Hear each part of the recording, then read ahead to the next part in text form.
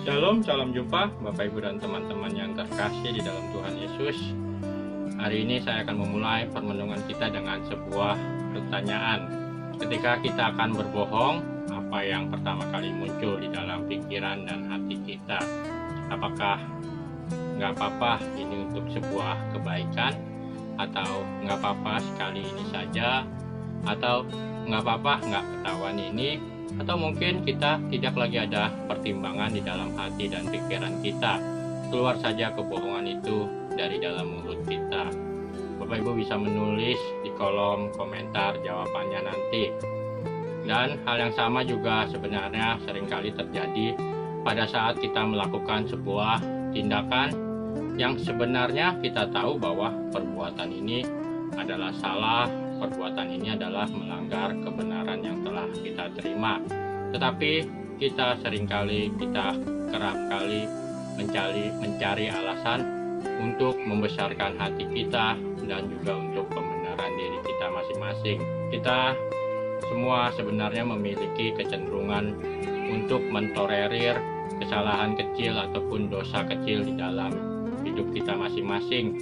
Dan bila tidak diwaspadai, hal ini akan berdampak tidak baik bagi kehidupan kita, bahkan merusak diri kita dan kehidupan kita masing-masing. Dalam Lukas bab 11 ayat 24-26 dikisahkan rumah yang bersih bisa saja didatangi, dimasuki kembali oleh roh jahat.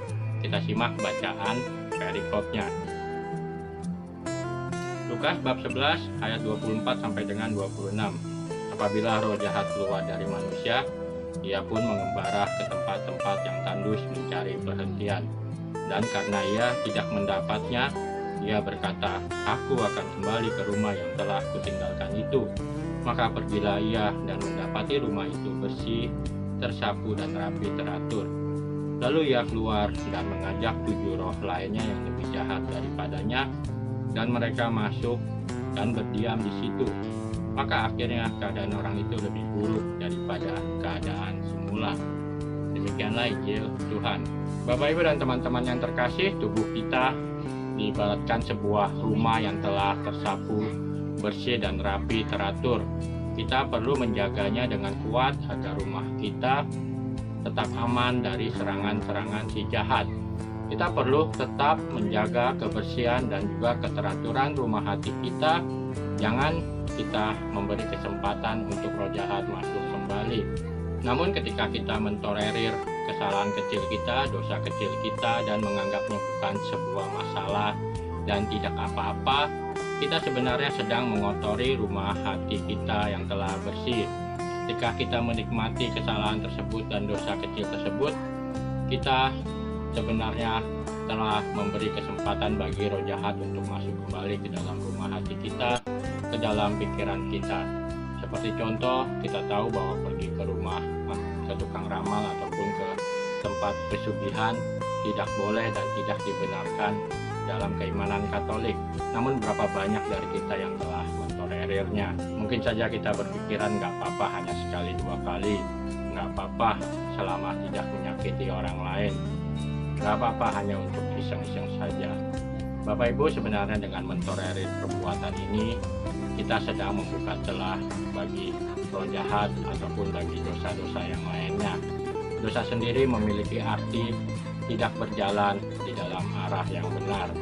Kita telah menyalahgunakan kebebasan diri kita hingga kita tidak lagi berjalan di dalam kebenaran dan kasih Bapa. Ketika kesalahan kecil ataupun dosa ringan yang dilakukan secara sengaja dan kita membiarkannya, kita menganggapnya bukan sebuah kesalahan ataupun dosa, atau bahkan kita mengulangnya kembali dosa dan kesalahan itu, maka yang terjadi bisa saja timbul kesalahan-kesalahan baru ataupun dosa-dosa yang baru, dan pada saat itu keadaan kita akan semakin menjadi lebih buruk dari semula karena kita tidak lagi dapat menjaga kebersihan hati kita dan pikiran kita, dan mulai jatuh dengan pembelaan diri terus-menerus.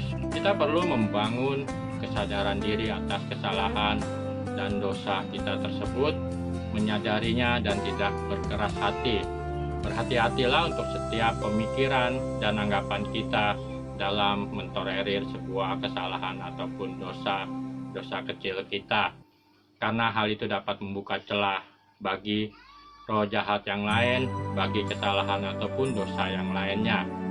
Kita mau berusaha untuk tetap membersihkan rumah hati kita, pikiran kita dengan teratur di dalam doa, dalam firman Tuhan, ataupun di dalam berekaristi. Menjaganya dengan teguh dan setia pada setiap kebenaran yang telah kita terima dan hidup di dalam kebenaran ini. Kiranya kita semua tidak terlena dan tidak mentolerir kesalahan ataupun dosa sekecil apapun di dalam diri kita masing-masing, agar kita dapat melawan serangan-serangan si jahat di dalam diri kita dan juga di dalam kehidupan kita. Bapak, Ibu, dan teman-teman yang terkasih, semoga permenungan ini menyadarkan kita untuk tetap selalu berusaha, jangan pernah mentolerir dosa ataupun kesalahan sekecil apapun, tetapi kita mau menyadarinya dan kita mau memperbaiki dosa serta kesalahan tersebut. Terima kasih Bapak, Ibu, dan teman-teman yang terkasih. Tetap semangat, tetap setia. Salam, Tuhan Yesus memberkati kita semua.